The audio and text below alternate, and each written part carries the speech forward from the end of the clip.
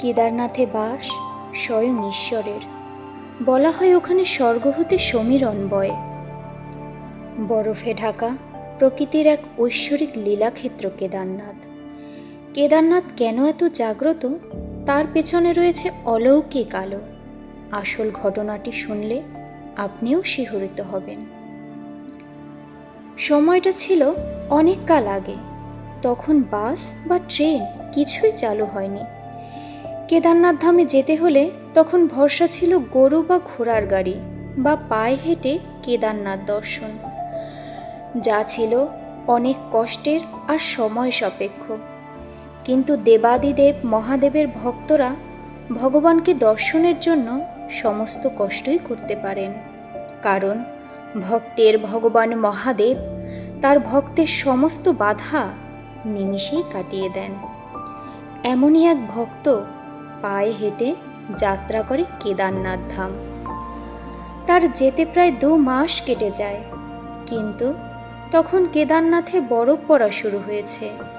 আর কেদারনাথে বরফ পড়া শুরু হলে মন্দিরের রাস্তা বরফে ঢেকে যায়। তাই 6 মাস মন্দিরের দ্বার বন্ধ থাকে। আবার ঠান্ডা কমলে দরজা উন্মুক্ত হয়। ফলে সেই ভক্ত সেখানে পৌঁছতেই সে দেখে মন্দিরের পুরোহিত মন্দিরের দ্বার বন্ধ করে বাড়ির উদ্দেশ্যে যাত্রা করছে। তখন সেই ভক্ত পুরোহিতকে মন্দির কবে খুলবে জিজ্ঞেস করলে পুরোহিত বলে 6 মাস পর। তখন সে ভক্ত পুরোহিতের পায়ে পড়ে, তাকে জানায় সে 2 মাস ধরে পায়ে হেঁটে কেদারনাথ এসেছে কেবল একবার দেবাদিদেব মহাদেবকে দর্শনের জন্য। 6 মাস সে কি করে থাকবে? তার কাছে খাদ্য, বস্ত্র, অর্থ কিছুই নেই।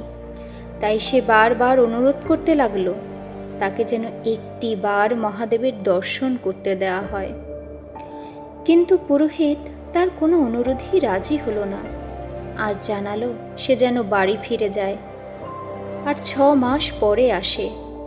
পুরোহিত আরও বলল যে প্রচণ্ড ঠান্ডায় এখানে একটি রাত কাটানোও সম্ভব নয়, তাই শ্রেয় বাড়ি চলে যাওয়া। এই বলে পুরোহিত চলে যায়। কিন্তু সেই ভক্ত দৃঢ় প্রতিজ্ঞা করে যে সে এখানেই থাকবে, যত কষ্টই হোক, মহাদেবের দর্শন না করে সে যাবে না। এরপর সেই ভক্ত মন্দিরের পাশে বসে দেবাদিদেবকে স্মরণ করতে থাকে। দিনের আলো নিভে রাতের শুরুতেই হিম প্রবাহ শুরু হয় এবং ঠান্ডা আরও তীব্র হতে থাকে।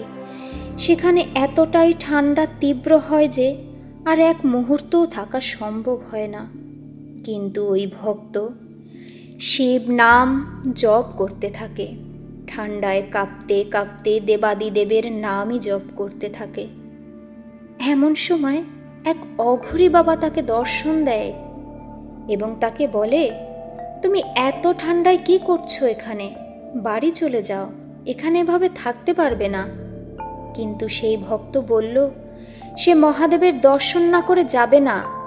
পরে সেই ক্ষুধার্ত তীব্র ঠান্ডায় কম্পমান ভক্তকে সেই অঘরী বাবা নিজের ঝুড়ি থেকে খাবার বের করে দেয় এবং ঠান্ডা কিছুটা লাঘব করার জন্য বরফের উপরেই আগুন জ্বালিয়ে দেয়।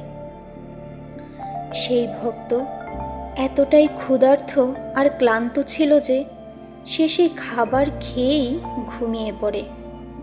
সকালে ঘুম ভাঙতেই সে দেখে মন্দির চত্বরের সব বরফ সরে গিয়েছে আর মন্দিরের পুরোহিত মন্দিরের দিকেই আসছে। তখন সে পুরোহিতকে জিজ্ঞেস করে, মন্দির কি খোলা হবে? পুরোহিত বলে, হ্যাঁ, 6 মাস পর আজ মন্দিরের দ্বার খোলা হবে। ভক্ত বলে, সে তো আগের দিনই শুনল মন্দির 6 মাস পরে খোলা হবে। তবে একটি রাত পার হতেই 6 মাস কি করে হতে পারে? পুরোহিত 6 মাস আগের ঘটনা মনে করল এবং তাকে চিনতে পারল। পুরোহিত তাকে আগের দিন রাতের কথা জিজ্ঞেস করল এবং ভক্ত সবিস্তারে সব বলল। পুরোহিত অবাক হয়ে বলল, সেই অঘরী বাবা কেমন দেখতে ছিল? ভক্ত বলল, বাবার মাথায় লম্বা জটা, হাতে ত্রিশূল আর কপালে ত্রিনয়ন। এই কথা শুনে পুরোহিত সেই ভক্তের পায়ে পড়ে এবং জানায় স্বয়ং দেবাদিদেব মহাদেব তাকে দর্শন দিয়েছে এবং এক রাতেই 6 মাস অতিবাহিত করেছেন। সবই মহাদেবের দৈবলীলা। তারপর থেকে এই ঘটনা ছড়িয়ে পড়ে এবং কেদারনাথ ধাম অতি জাগ্রত হয় প্রতি ভক্তের হৃদয়ে।